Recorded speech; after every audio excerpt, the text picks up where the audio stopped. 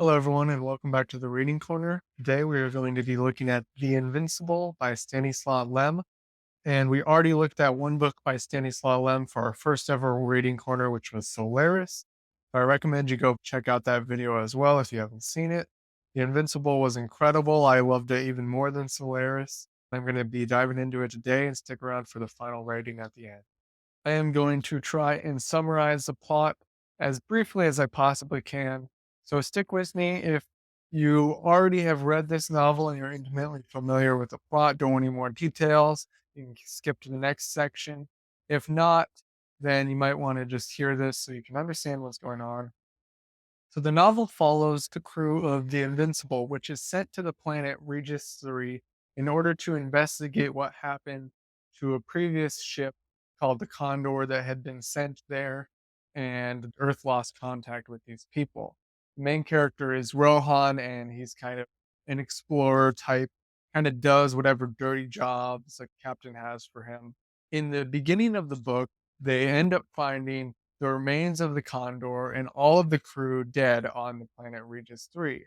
They also find kind of this metal city that they don't know what is the purpose of it. It's definitely not made in the same way that a human city would be made. There's also strange events that begin to take place. So people's memories begin to get wiped out so that they almost have this childlike existence to them. And basically, a lot of this book is just the scientists on the crew debating amongst themselves what is really happening here.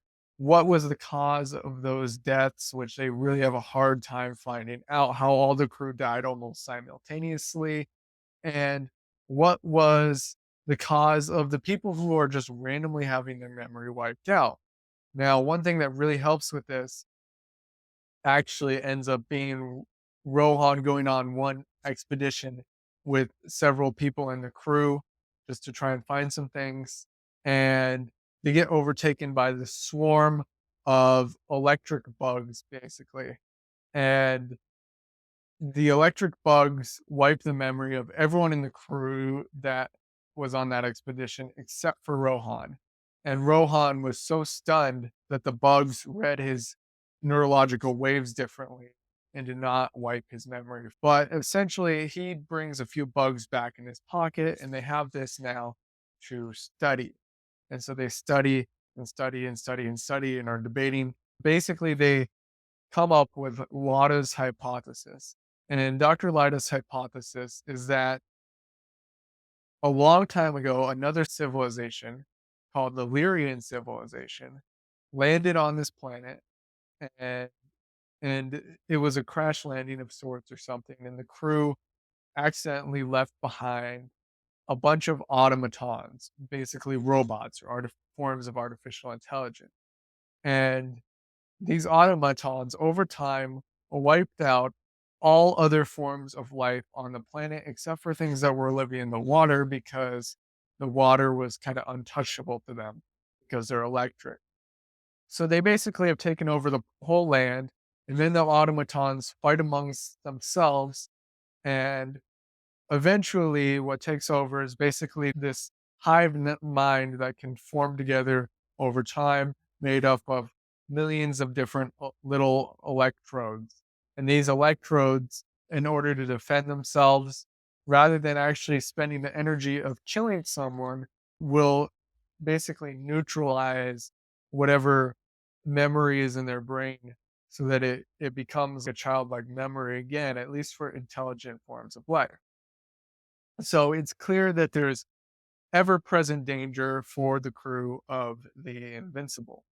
Eventually, half the crew of the Invincible has their memory wiped out, and there's a debate over whether to stay on the planet or whether to leave. Several of the crew members have been stranded, and people doubt that they've been able to survive, and we don't know where they are. So eventually, after this huge robot is killed, then Rohan ends up going on this expedition at the request of the captain, but also at his own suggestion. a very dangerous expedition to find the dead crew members. And what's really interesting is Rohan had been so confident that they should just leave the planet until the captain really put the decision in his hands and said, "It's up to you. Are we leaving or are we staying?" And Rohan said, "Well, we have to go and recover these men." And he ends up finding the remains of all of their bodies, and they end up leaving the planet pretty defeated, some of their best technology wiped out, half of the crew with their memory gone. And really, the Invincible is certainly not invincible in this story. There's several intriguing ideas in the Invincible. The first among them that I want to share with you guys is the idea of evolution that is presented within the book. It is very different from the idea of evolution that is commonly held by humans, that the most intelligent form of life will end up surviving, living through. In this case, the form of life that ends up surviving is not necessarily the most intelligent. These miniature bugs that have only intelligence when they form together of a sort of hive mind, and they have no type of intent or anything. But the form of life that survives on this planet is the form of life that is the most energy efficient and requires the least energy to survive. And those are those little bugs that end up surviving. The really interesting ideas of evolution and artificial intelligence in this novel. Another takeaway I had from this was just the difficulty of decision when truly put in a position of power. The question that the whole crew has kind of made up their minds about is that the Invincible should actually leave the planet in order to avoid further catastrophe instead of searching all throughout this planet for the 3 or 4 men who might be alive. However, when Rohan is called into the captain's office and the captain puts the decision on him to make, even though he had already decided the other way, he starts to see the decision in different dimensions and starts to see that this is not the end of the decision. If it is made, the crew will question it later, even if they aren't questioning it now. And it very much changes the way that he looks at it once he actually has the decision to make on his shoulder. The final takeaway from this is the question of man's place in the universe and colonization.